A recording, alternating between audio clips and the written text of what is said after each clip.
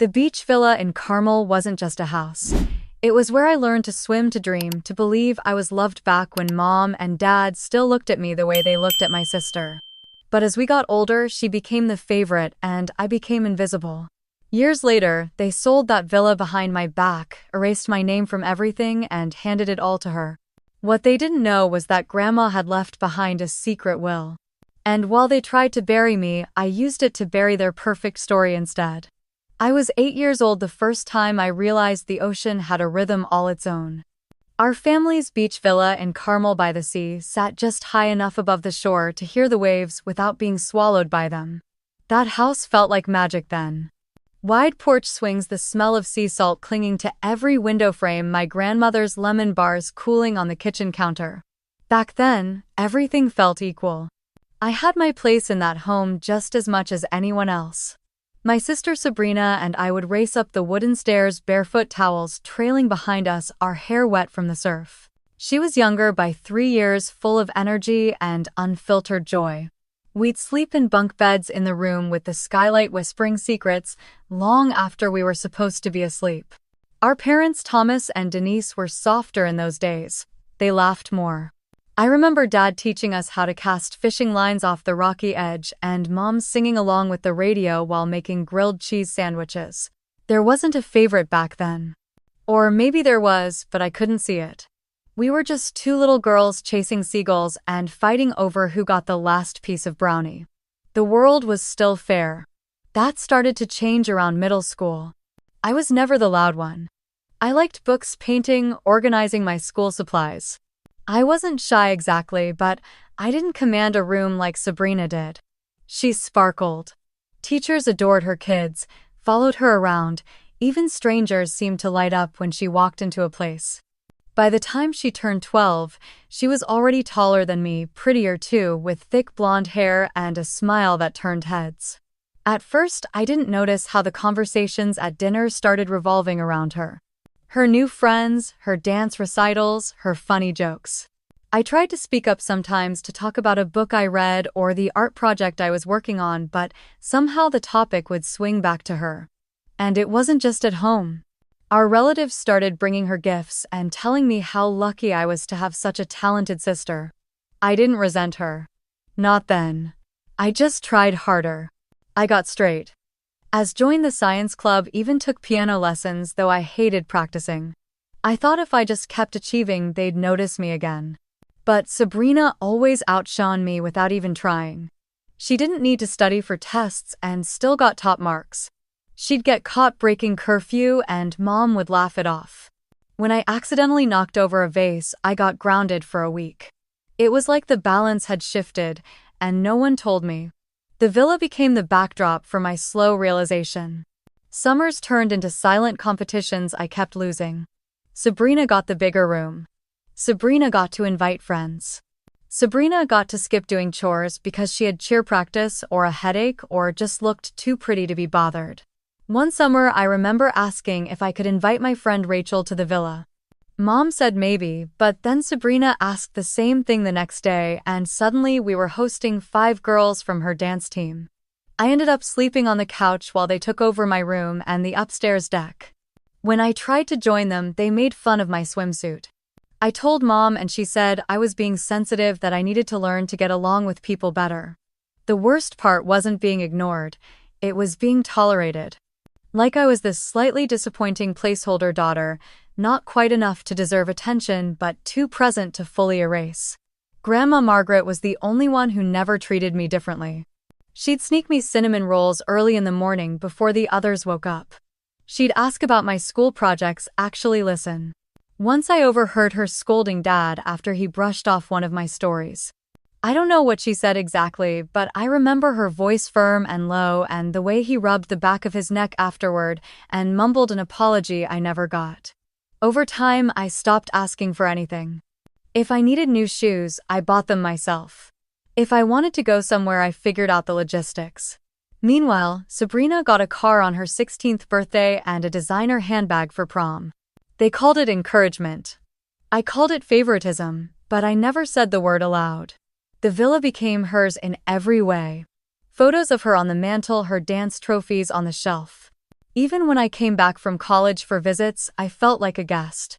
My room had been redecorated into a reading nook complete with floral pillows and a portrait of Sabrina smiling above the fireplace. The house that once smelled like lemon bars and sea breeze now felt like someone else's life. I kept telling myself it didn't matter. I had my own apartment in New York, a career friends who saw me for me. But some part of me still thought of that villa as home. Or maybe I just hoped that one day they'd remember I existed. That's the thing about being the forgotten one. You stop expecting justice.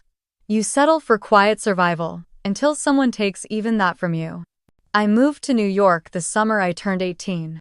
I had packed 2 suitcases, a half-used sketchbook, and a laptop that barely worked, but I walked into that dorm room like it was the first space in my life that truly belonged to me.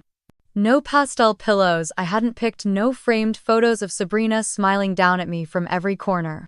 Just beige walls, shared showers, and a twin bed next to a girl named Courtney who loved loud pop music and drank coffee with oat milk. I didn't mind any of it. I was free. College was hard at first. Everyone seemed to come from some elite prep school or had parents who sent care packages with monogrammed towels and gift cards. I took on 2 part-time jobs. One at the campus library, the other at a sandwich shop down the street. I studied late, slept little, and did everything I could to stay ahead. There was no safety net waiting for me back in California. If I failed, I'd fall alone. My parents didn't offer to help. They said I was the one who chose a school across the country, that if I was grown up enough to leave, I was grown up enough to pay my way. I didn't argue. I didn't ask for anything.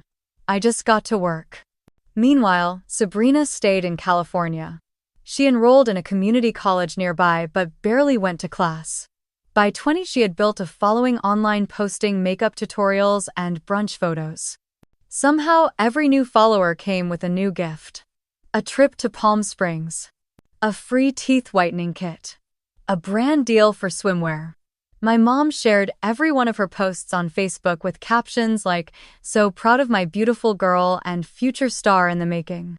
When I landed an internship at a PR agency in Manhattan, I emailed my parents to let them know. No response. 3 weeks later, I saw they had flown to San Diego for one of Sabrina's brand events.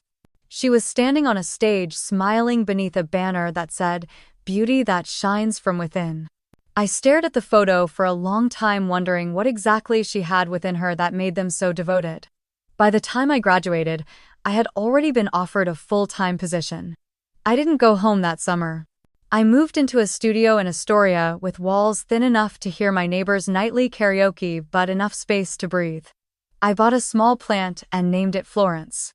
I ordered takeout on Fridays and watched old black and white movies while doing my laundry. I wasn't lonely, not really.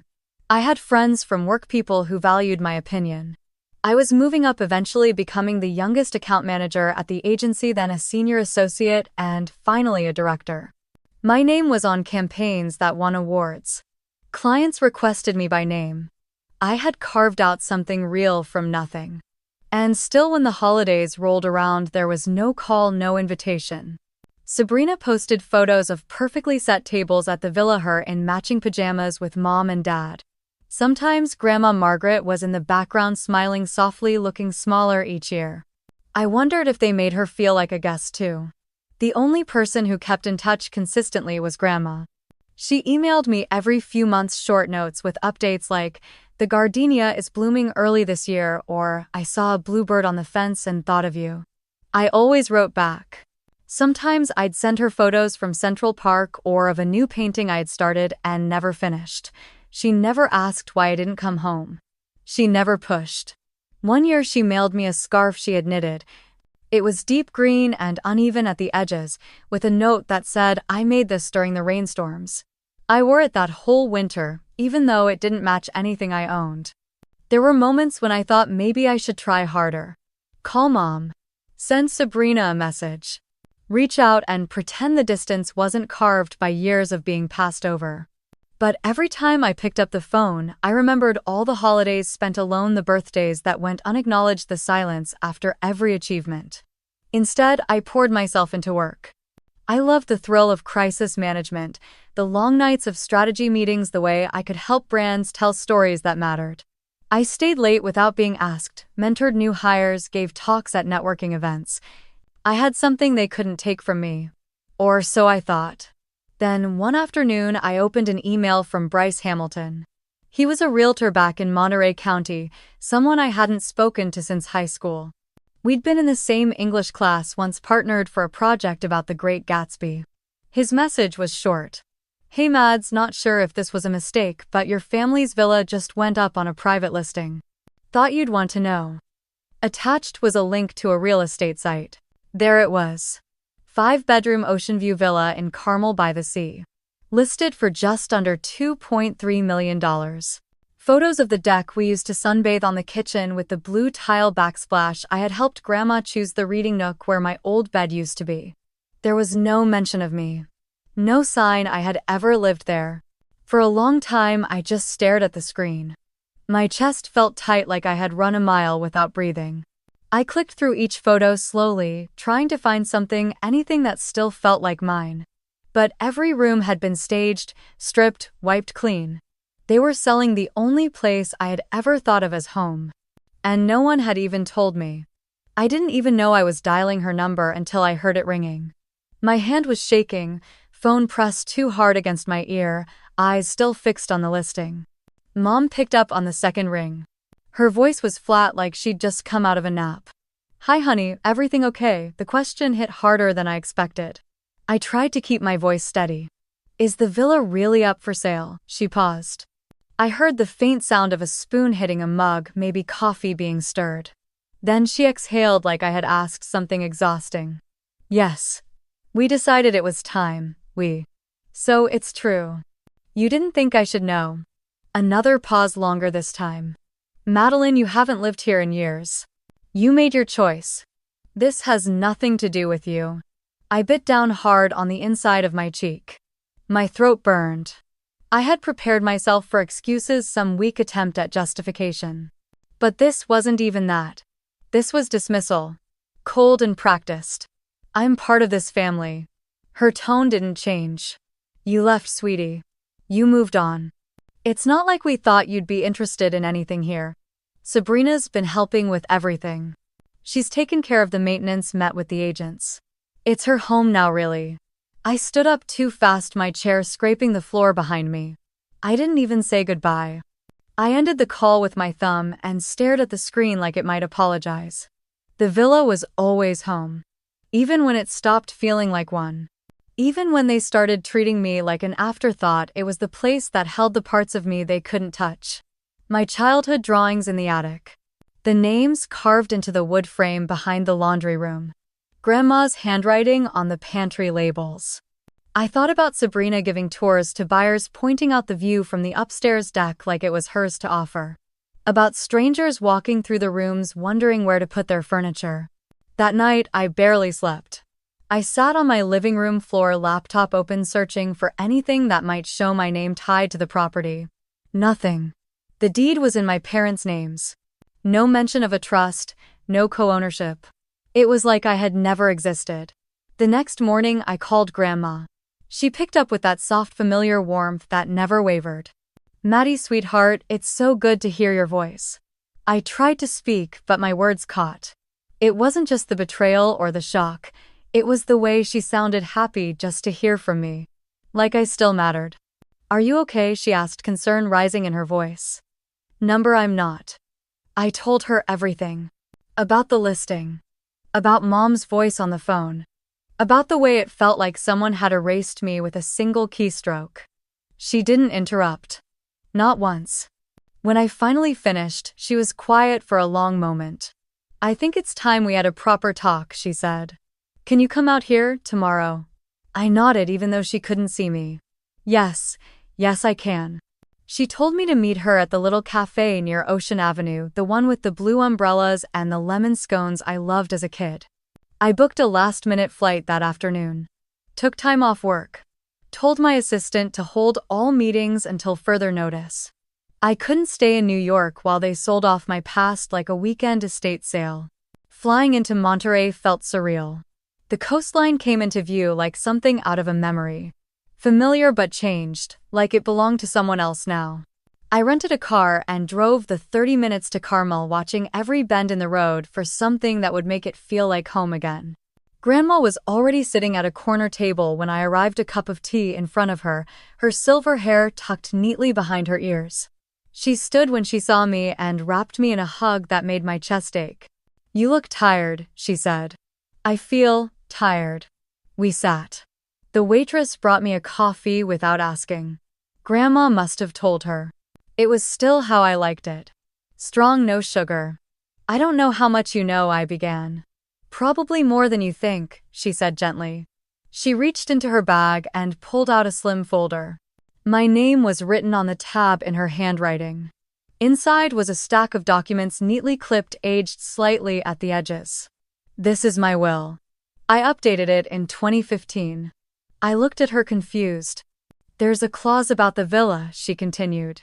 "It states clearly that it is not to be sold or transferred without written agreement from both you and Sabrina." I had it reviewed by my attorney, Douglas Klein. Solid as a rock. My heart thudded in my chest.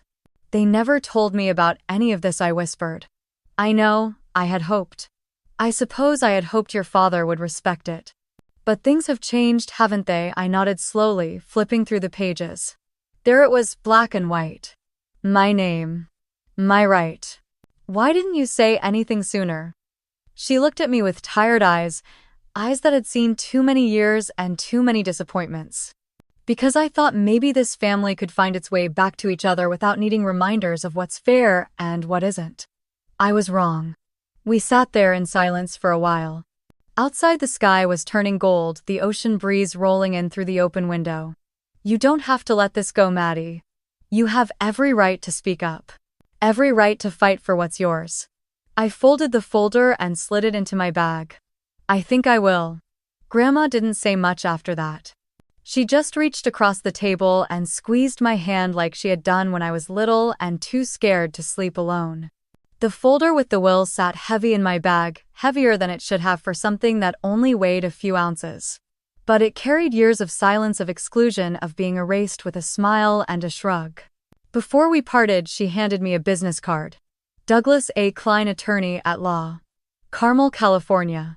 I slipped it into my wallet without a word.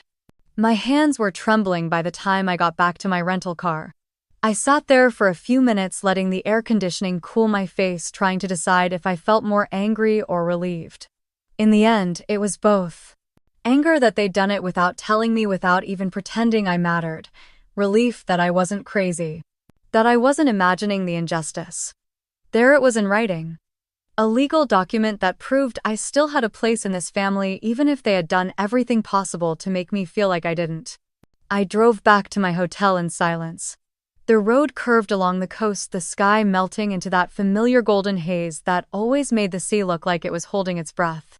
I remembered sitting in the backseat of Dad's car as a kid, watching the cliffs blur past while Sabrina sang along to pop songs in the front seat. I remembered how he used to turn the volume down when I asked a question, how I had to repeat myself twice before he even looked at me. Some things had started early. At the hotel, I laid the documents out on the desk like I was preparing for war. I read every page twice. The language was clear. The property, known as 612 Pacific Vista Lane, is not to be sold, transferred, or mortgaged without the written and notarized consent of both Madeline Elise Grant and Sabrina Rose Grant. It was dated the 2nd of June 2015, signed by my grandmother and witnessed by two parties. Notarized, sealed, legitimate. I pulled out my laptop and searched the county's property records again. The current deed had been transferred to a holding trust 3 months ago under my parents' names. No mention of Sabrina or me. No sign that any dual consent had been requested or filed. They had gone around it. Around me, around the truth. I couldn't sleep that night. I stared at the ceiling for hours, rehearsing conversations I knew I wouldn't have the courage to start. What would I say to my father, to Denise, to Sabrina, who probably thought she had pulled off something brilliant? The next morning, I called the number on the business card. A receptionist with a calm voice told me Mr. Klein could see me at noon. I arrived 10 minutes early. The office was quiet and tastefully minimal, with framed photos of the California coastline and a long wall of legal books no one probably touched anymore. Douglas Klein was in his late 60s, tall with thinning gray hair and the kind of posture that made you feel like slouching was a sin. He welcomed me into a glass-walled office and offered coffee, which I declined. "Your grandmother said you might be in touch," he said, settling into his chair. "I understand there's some urgency." She gave me a copy of the will. I believe my parents may have violated it. I explained everything. The listing. The transfer. The fact that I had never been contacted or asked for my consent. He listened without interruption, occasionally jotting notes on a yellow legal pad. When I finished, he tapped his pen against the paper twice and then looked up. I reviewed the original will myself. It's valid. Binding. And if what you're saying is accurate, the sale of the villa or any steps toward it constitutes a breach. Possibly fraud, depending on how they filed the paperwork. My throat tightened. Can they undo it? That depends. If the sale has not been finalized, we can file a motion to pause proceedings. If it has been transferred already, we may need to pursue civil remedies. Either way, you have rights here. And leverage. The word leverage clanged against something inside me. I wasn't used to having it. Not in this family. What do I need to do? He handed me a small stack of forms and explained the process. We'd need to file a formal notice with the realtor, notify the county clerk, and potentially send a cease and desist letter to my parents. He offered to make the first contact if I wanted to keep some distance. I didn't answer right away. I was still wrapping my mind around the fact that I had power in this situation. That I wasn't just reacting but choosing. "Send the letter," I said finally. He nodded once, then stood. "You're doing the right thing, Miss Grant." As I walked out of the building, sunlight hit my face like a dare. For the first time in years, I wasn't just surviving the way they treated me. I was confronting it. Not out of revenge or bitterness. Out of a need for truth. For recognition. The villa was more than property. It was the last physical piece of a childhood they had spent years rewriting. And now that I had the proof, I wasn't going to let them erase me again. I called my father from the hotel parking lot, my thumb hovering over the screen for a full minute before I pressed it. Part of me hoped he wouldn't answer, that I'd get his voicemail and could pretend I tried. But on the fourth ring, he picked up. "Madeline," he said, like he hadn't just cut me out of a multi-million-dollar sale. "We need to talk." I said, already feeling the heat rise in my chest. "I just spoke to Grandma. She showed me the will. You had no right to sell the villa without my consent." There was a long pause, then a sigh. "I don't think you understand how these things work," he said. "Your mother and I have been the sole caretakers of that house for years. Taxes, maintenance, repairs. It's been our burden. You left. You don't live here, you don't contribute. This wasn't your decision to make.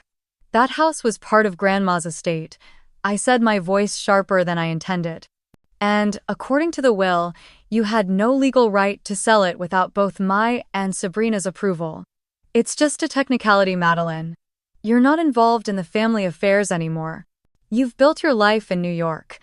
Why does this even matter to you?" I swallowed hard, gripping the steering wheel with my free hand. "Because you erased me. You didn't even tell me. You didn't ask. You just decided I didn't exist. We didn't think you'd care." His words landed like a slap. Simple, final, a verdict. I hung up without another word. Back in my hotel room, I sat on the edge of the bed and let the tears come silent and hot. I had told myself I was over needing anything from them. That I had moved on, become my own person. But hearing my father confirm what I had always suspected, that I wasn't considered family anymore, was more painful than I expected. Once the anger settled into something clearer, I opened my laptop and searched for Caleb Owens. We hadn't spoken in over a decade, not since our college graduation in Berkeley. He had been one of the few people who really saw me back then, when I still thought being quiet and hardworking would earn respect. He was now a real estate attorney in San Francisco, specializing in estate law and probate. I found his work email and typed, "Hi Caleb, it's Madeline Grant. I know it's been a long time. I could use your help with something complicated. Do you have a few minutes this week?" He replied in under an hour. Hey Maddie, wow, it's been forever. I can definitely make time. Want to hop on a call tomorrow? We scheduled a Zoom meeting for the next afternoon. I spent the night reviewing the will again, highlighting the key sections, gathering the emails from my mom and the listing details from Bryce. I wanted to be prepared. If I was going to take a stand, I didn't want to fumble through it. When Caleb's face appeared on my screen, I felt an unexpected rush of comfort. He hadn't changed much. Still had that easy smile and the calm presence that once made study groups bearable. Hey stranger, he said. So, what kind of legal mess did you fall into? I gave him the short version, then emailed him the documents. His smile faded as he clicked through the files. Well, he said, finally leaning back in his chair, you're not wrong to be upset. This is a clear violation. The clause about joint consent is standard and it's airtight. If your parents sold or transferred ownership without your signature, they've potentially committed probate fraud. At the very least, the transaction is legally challengeable. I felt a strange mix of satisfaction and dread. So, what are my options? First, we file an official notice of dispute with the county clerk. That'll put a temporary freeze on the title transfer if the sale hasn't closed yet. Second, we notify the listing agent and demand they pull the property off the market until the issue is resolved. Worst case scenario, if the sale already went through, we can file a lawsuit for damages and breach of fiduciary duty. Given the value of the property, that could be significant. What about criminal charges? He hesitated. Probate fraud is tricky to prosecute unless you can prove intent. But the civil case alone is strong. Especially if your grandmother is willing to provide a statement. She is. Then they're in trouble. I stared at the screen, unsure whether I felt vindicated or exhausted. What would you do if you were me? He tilted his head, thoughtful. I'd ask myself what matters more, making them pay or making sure you're never treated like this again. But either way, you're not wrong to push back. You were written out of something that belongs to you. That's not just unfair, it's illegal. I nodded slowly. Okay, let's do it. I'll get the paperwork started tonight, he said. Just sit tight. You've got a right to be angry, Maddie. And now you've got something they can't ignore. After the call ended, I closed my laptop and walked over to the window. The sun was setting over the Monterey Bay, casting that familiar orange glow over the water. Somewhere just a few miles down the coast, my family was carrying on like nothing had happened. But they were wrong about me. I wasn't gone. I wasn't forgotten. Not anymore. The last time I stepped foot in the villa was the summer of 2016. I was 29, just a few months into my new promotion at the agency. I had flown in for a long weekend, more out of obligation than desire. Grandma had asked me to visit. She said the hydrangeas were in full bloom and she missed seeing someone who remembered when the house still smelled like her cooking instead of cleaning products. When I arrived, the driveway was already crowded. Sabrina was hosting some kind of welcome dinner for her new boyfriend, Jeremy Carlisle. From what I gathered through Mom's excited phone calls, Jeremy was the golden boy of the tech scene, fresh off some startup exit in Palo Alto. Of course, he was tall, broad-shouldered, with a toothbrush commercial smile. I walked into the house and saw him laughing in the kitchen with my parents like he'd been part of the family for years. Sabrina saw me walk in and offered a brief wave. Not a hug. Not a hi. Just a flick of the wrist before turning back to stir something in a pot while Jeremy kissed her temple. My mom came over, kissed my cheek, and said she was so glad I could make it. She asked about my flight, then immediately launched into a story about how Sabrina and Jeremy had just toured vineyards in Sonoma. Dad didn't even look up from setting the table. I sat through dinner that night like a guest at someone else's party. Every question, every compliment, every ounce of attention flowed toward Sabrina. She had a new partnership with a skincare brand. Jeremy had just bought a cabin in Tahoe. They might move in together. My parents practically glowed with pride. I tried to speak once. I mentioned a campaign I had led that made headlines in the Wall Street Journal. Mom nodded but didn't ask for details. Dad changed the subject to how Sabrina's follower count had jumped after one video she posted about summer outfits. I smiled, kept eating, and let the silence bloom between bites. Later that evening, I stepped outside onto the back deck needing air. The sky was still streaked with pink, the ocean, a quiet murmur below. I leaned against the railing wondering what exactly I had thought I'd find by coming back. A minute later, Sabrina joined me barefoot and carrying 2 glasses of wine. "Thought you might need one," she said, holding it out. "Thanks," I said, taking it but not sipping. She stared out over the waves. "They really like him, huh?" "They love him," I said. "They barely looked at me." She shrugged, sipping her wine. "You don't make it easy, you know. You're always so distant. I mean, you live across the country. I come when I'm invited. This is the first time in years anyone's asked me to show up." She raised her eyebrows. "Grandma asked you, didn't she?" "Exactly," I said, turning toward her. "Grandma asked me. Not Mom. Not Dad.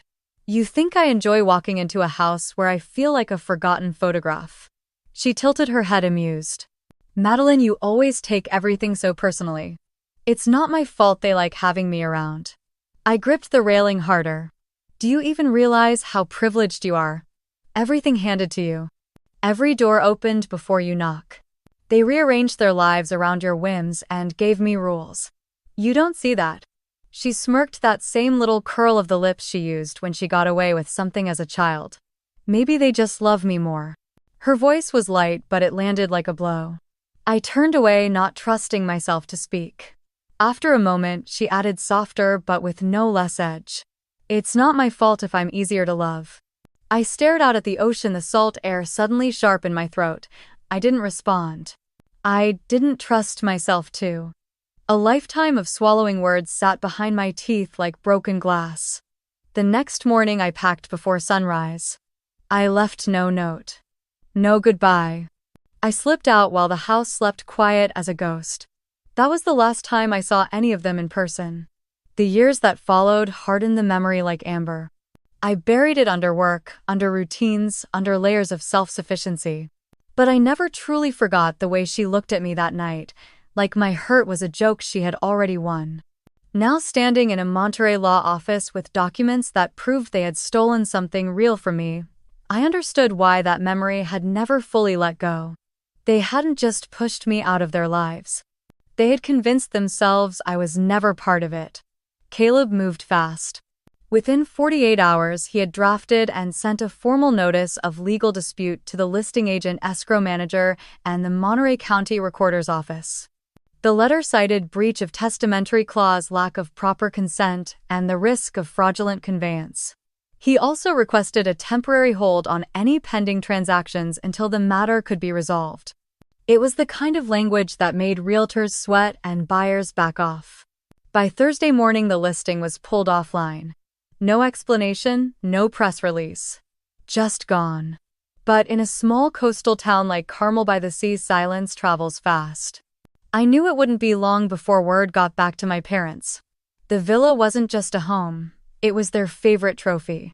The place they showed off to guests, the backdrop of countless photos Sabrina had posted online with captions like "Family First" or "Grateful for this life." To have it yanked from the market by a legal dispute wasn't just inconvenient, it was embarrassing. The first email from my mother came less than a day later. Subject: "Can we talk?" She wrote as if nothing had happened. "Madeline, I heard from the realtor that there's been some confusion regarding the sale of the house. I think we should clear things up. Let's not make this into something bigger than it needs to be. Love, Mom." I didn't reply. The second email came that evening. Subject: "Please read." She was more direct this time. Said she understood I had spoken with Grandma. Said maybe she hadn't communicated things clearly, but that this wasn't the way to resolve family misunderstandings. She asked if I would consider meeting her and Dad for lunch. I clicked mark as unread and shut my laptop. By Friday morning, the third email was laced with guilt. "Madeline, you have no idea what this is doing to Sabrina. She's been under enormous stress. She thought everything was settled. I wish you could find it in your heart to be more compassionate. This isn't about legalities. It's about family. You're hurting us more than you know." That part made me laugh out loud. I let them all pile up in my inbox without replying. My silence was deliberate.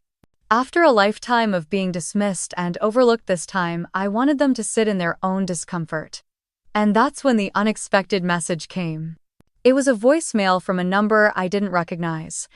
The voice was low, hesitant, but unmistakable. "Hey Maddie, it's Jeremy. Jeremy Carlisle. I know this might be weird, but can we talk?" I hadn't heard that voice since the summer of 2016. I almost deleted the message without listening. But something made me pause. Maybe it was the way he said my name.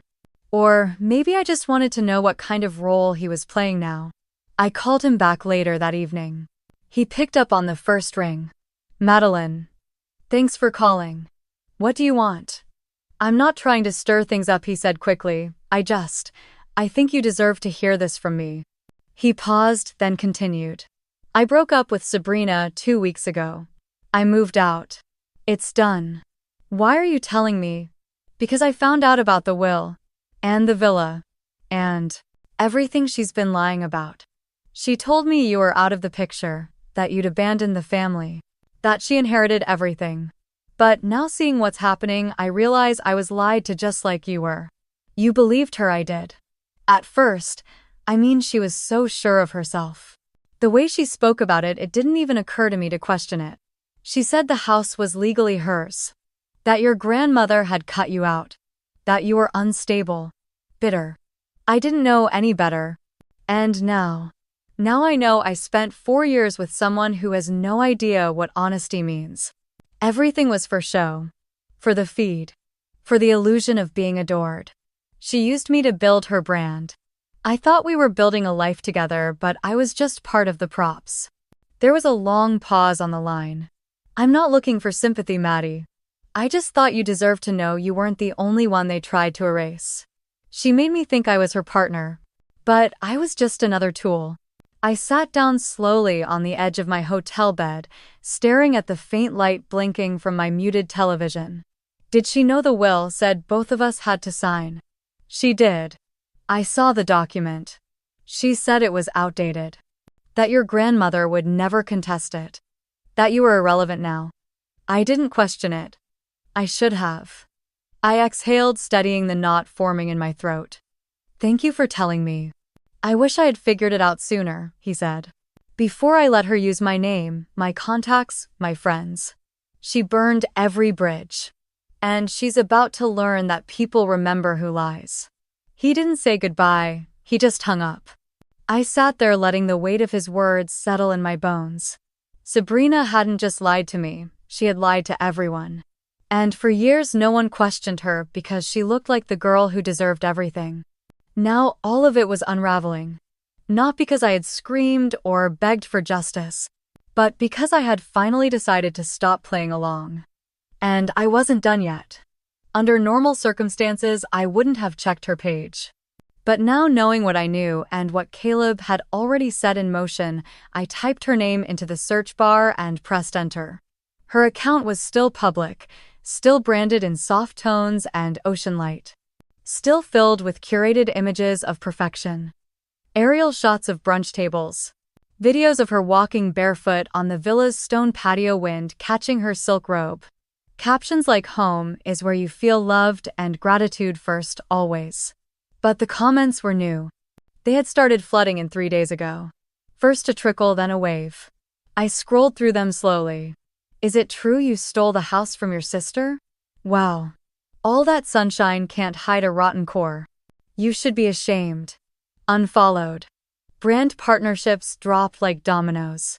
One cosmetics company quietly archived every post she'd tagged them in.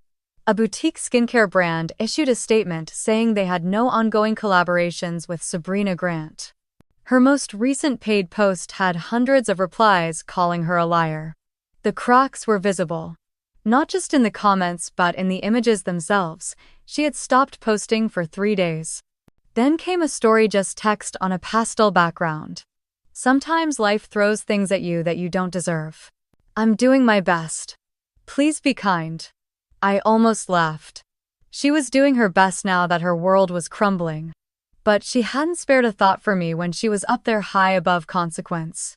Now she wanted kindness.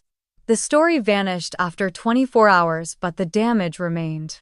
You can scrub captions, you can delete comments, but screenshots live forever. Aunt Lorraine emailed me on a Thursday afternoon. Subject: I owe you an apology. She didn't waste time with formalities. Madeline, I'm sorry. I believed what your parents told me. I thought you'd abandoned the family, that you didn't care. I never questioned it. That was my failure. I see it now. And I'm sorry I helped them hurt you even by staying quiet. I didn't respond. Other emails followed. Cousins I hadn't spoken to in years. Old family friends who used to call me the serious one. Some messages were defensive, others felt like awkward attempts at reconciliation. Most of them said the same thing in different ways. We didn't know, we believed them. We see it differently now. But the truth was I didn't need them to see it. What I wanted couldn't be typed in an email or fixed with a comment. I didn't want sympathy, I wanted acknowledgement.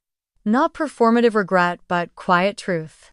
And I wanted them to sit in the same silence they had given me all those years. A local blog picked up the story next.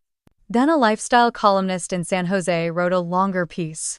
It wasn't investigative journalism, just enough of a summary to stir curiosity. A beachside inheritance battle in Carmel by the Sea. 2 sisters, one trust, one disputed will. I got 3 interview requests in 24 hours. One from a podcast, another from a regional magazine, and one from a tabloid that had once run a puff piece on Sabrina's California coastal aesthetic. I declined them all. This wasn't a media opportunity. This was my life.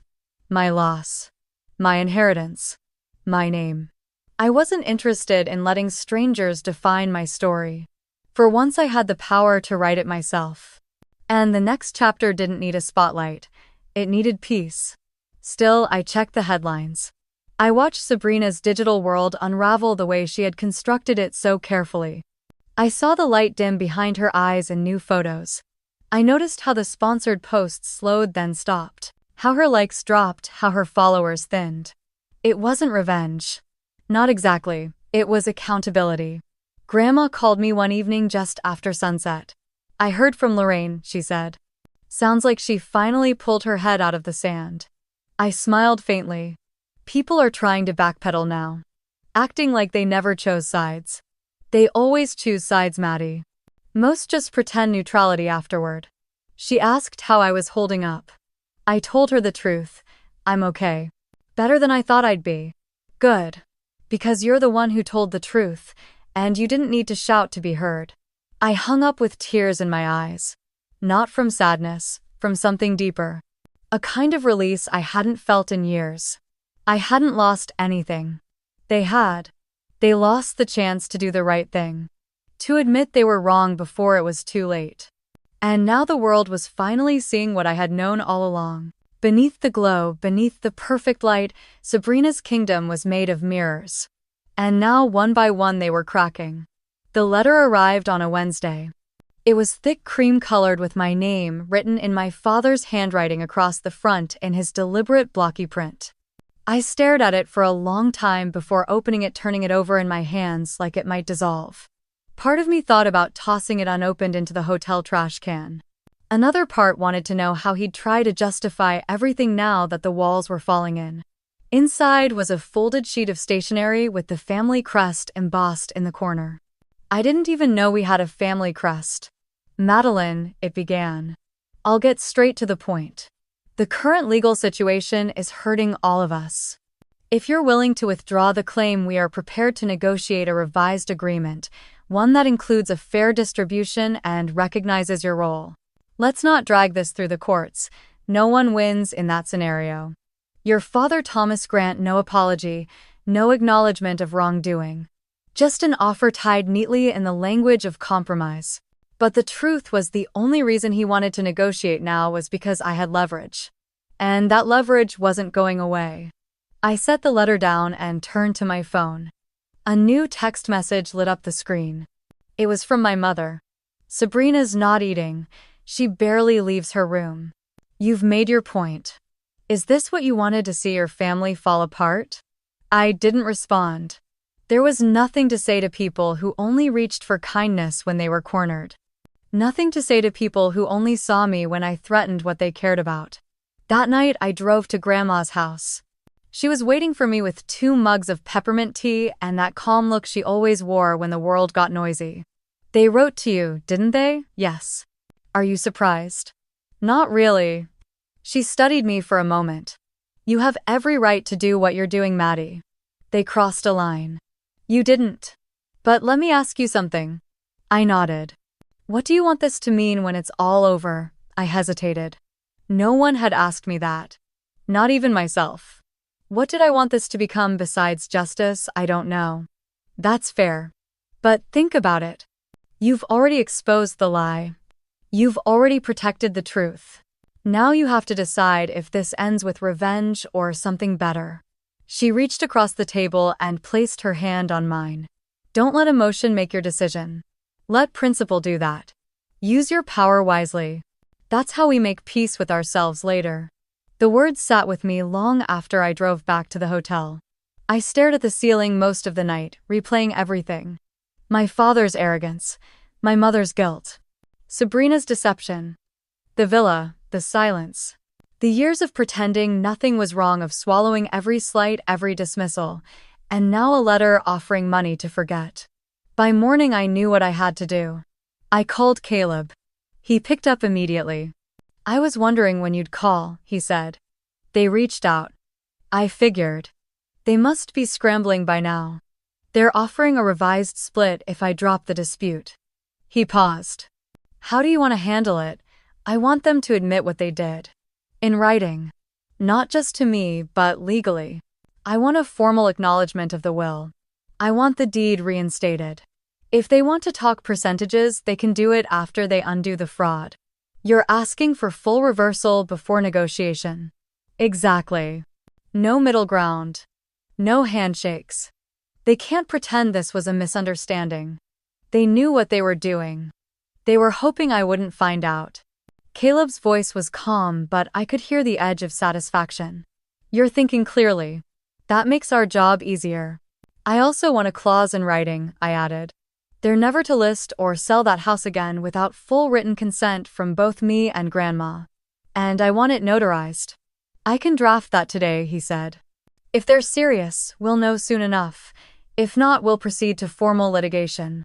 "Let them choose," I said. "Let them decide how much truth they're willing to admit in public." We ended the call and I stood by the window overlooking the quiet parking lot. The morning fog was lifting, revealing soft sunlight on the distant water. The villa sat just beyond those cliffs, invisible from where I stood, but suddenly clearer than ever in my mind. This wasn't about winning. It was about remembering who I was before they tried to erase me. And taking her back, one line, one clause, one truth at a time.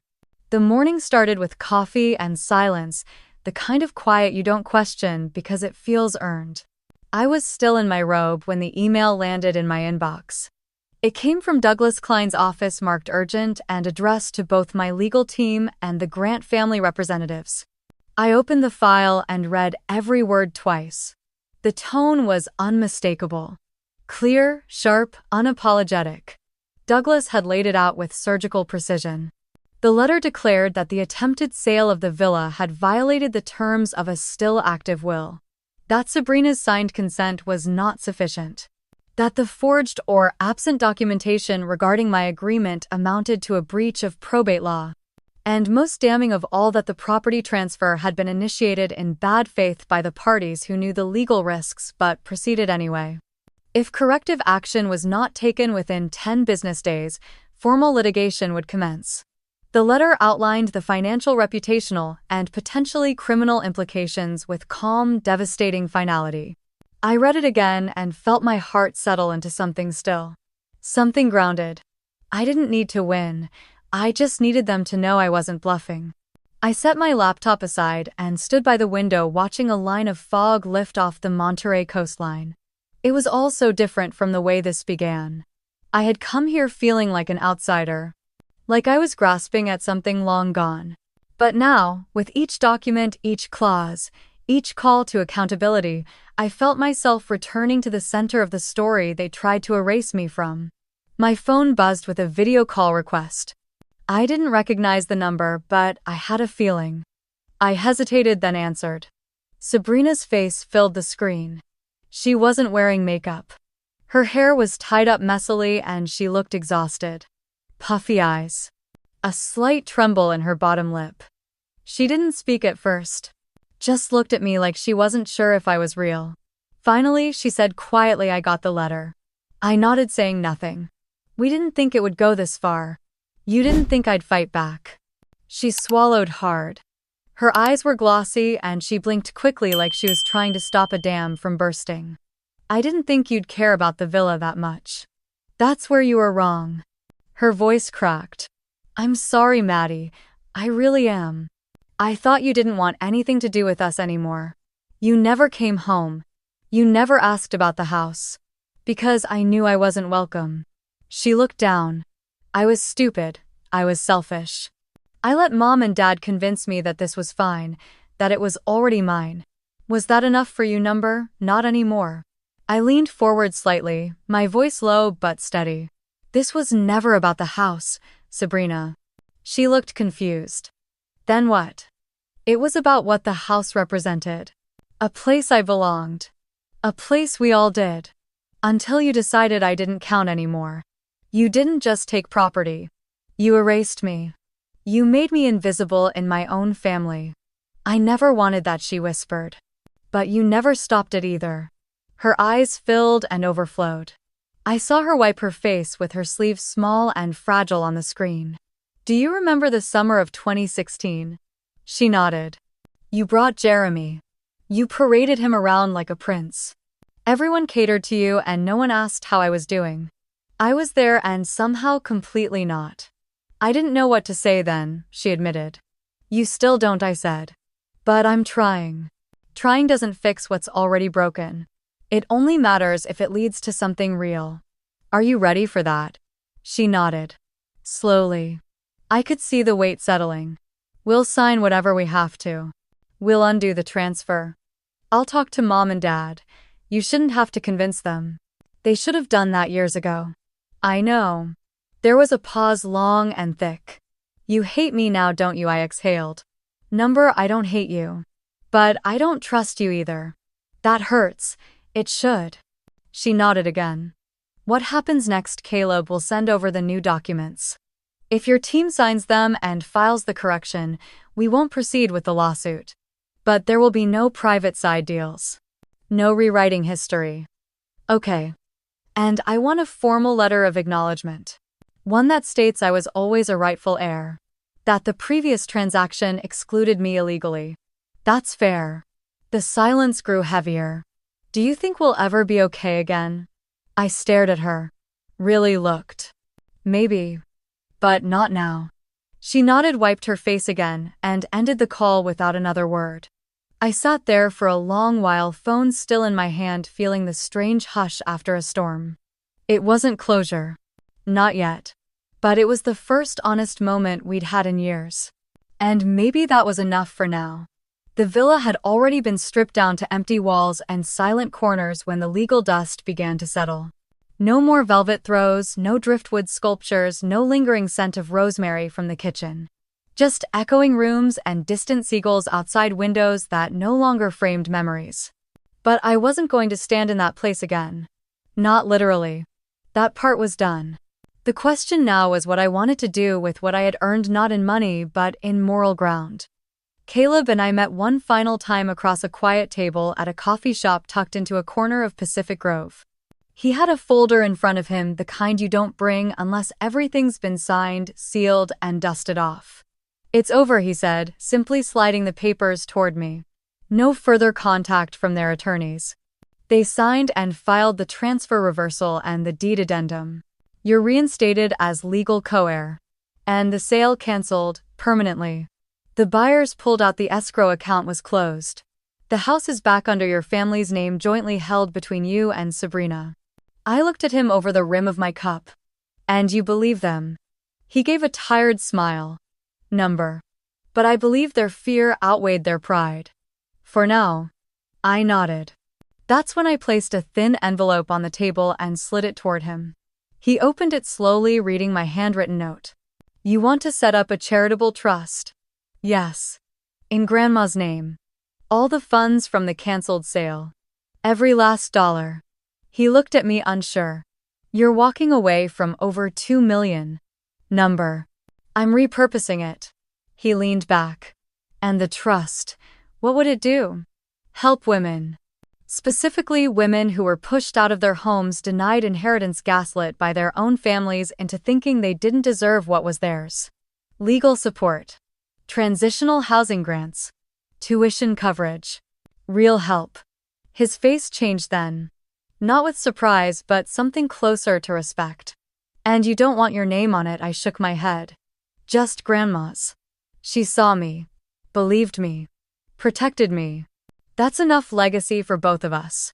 He folded the note and tucked it back in the envelope. I'll call a nonprofit I know in Oakland.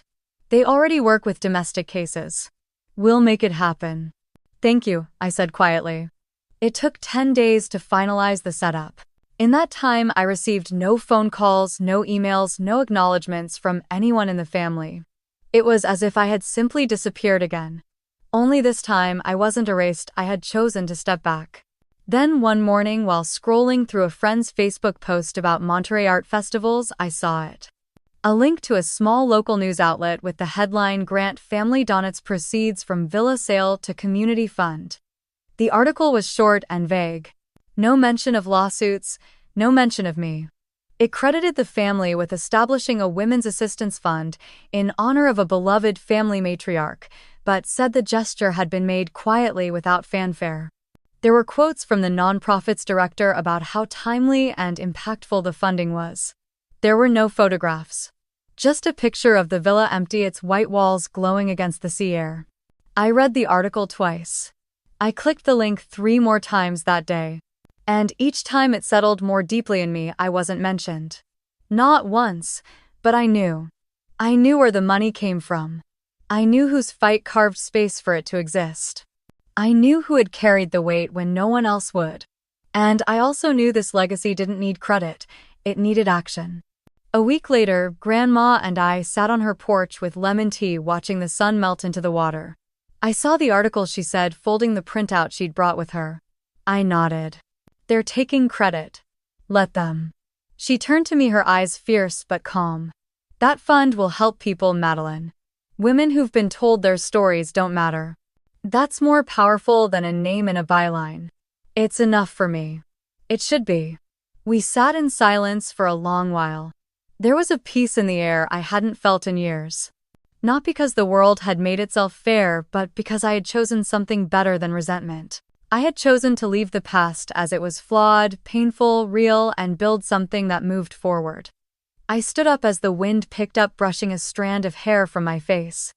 I never got an apology, I said. You never needed one, Grandma replied. And I realized she was right. Some things you don't need to hear to know they're true, and some victories never show up in headlines. But they stay with you in every quiet decision you made when no one believed you would. The sky over Carmel by the sea was a soft, overcast gray. The kind of sky that didn't demand your attention but made you feel like it understood. I pulled my coat tighter around me as I stepped out of the car, the gravel beneath my boots crunching like old memories. The villa sat just a few yards ahead, tucked behind a whitewashed fence and a line of blooming rosemary. It looked the same and yet completely different. The colors were warmer, the shutters a pale sage green now. A new brass number plate had replaced the one I remembered tracing with my fingers every summer when I was little. There was a wind chime hanging from the porch that hadn't been there before. The sound was delicate, unassuming. Someone else lived here now. I didn't walk through the gate. I didn't need to. I just stood at the edge of the path where the sidewalk met the driveway. That was close enough. My breath fogged in the morning air as I looked at the place that had once been filled with so much of me and later none of me at all. This had been a home, then a wound, then a weapon. Now it was simply a house with a view of the sea. There were no ghosts here. Only echoes I had already made peace with. I remembered the sound of Grandma's voice drifting from the kitchen. The clatter of her silver bangles against the sink. I remembered how she always said love didn't have to be loud to be real. And I remembered the last summer I spent here, the way it ended in silence and unspoken things. But none of that felt sharp anymore. It had all dulled into something I could carry without pain. I took out my phone and opened my notes app, but I couldn't find the words. So I switched to email and started typing. To me, subject release, forgiveness isn't about letting someone off the hook. It's about cutting yourself free from the rope they tied you to. I forgive them not because they asked, not because they deserve it, but because I deserve to stop carrying what they refused to take responsibility for. I paused, then added, "This house was never the inheritance. Peace is." I hit send. No one walked out of the house. No one knew I was there. That made it easier. I turned away from the gate and walked down toward the overlook, the waves below rolling in soft and slow like the coast was trying to remind me how time moves whether we heal or not. My car waited a few blocks away, and I didn't rush. I passed the small bookstore where Grandma once took me to pick out my first novel. It was still there, still painted the same robin's egg blue. The cafe next door had changed owners, but the smell of cinnamon and fresh bread drifted from the open window. It was strange how everything and nothing could change at once. When I got back to my car, I sat there for a moment with the engine off, just listening to the rhythm of my own breathing. For the first time in years, I didn't feel like I owed anyone an explanation. Not for leaving, not for fighting back, not for choosing a future without them in it. I looked up through the windshield back at the villa one last time. But I didn't feel the need to hold on to it. I started the engine and pulled away slowly, my hands steady on the wheel. I didn't check the rearview mirror. There are moments in life when you don't get closure from others. You give it to yourself. And that's what this was. Not a reunion, not a reconciliation. Just the soft, certain end to a chapter that had defined too many years of my life. As I merged onto the highway, the fog began to lift slightly, parting enough to let sunlight reach the edges of the windshield. It felt like a small, quiet kind of freedom. One I had earned, and maybe this is what healing looks like. Not perfection. Not answers. Just knowing you stood your ground, told the truth, and walked away standing taller than when you arrived. If you've ever been the one left out, if you've ever been erased by your own blood, if you've ever looked around a room full of people who were supposed to love you and felt invisible, then I want you to hear this. You are not alone. You matter. Your voice is not too quiet, your pain is not too inconvenient, and your story deserves to be told. If any part of mine reminded you of your own, I hope you'll share it. Because sometimes healing begins with knowing someone else understands.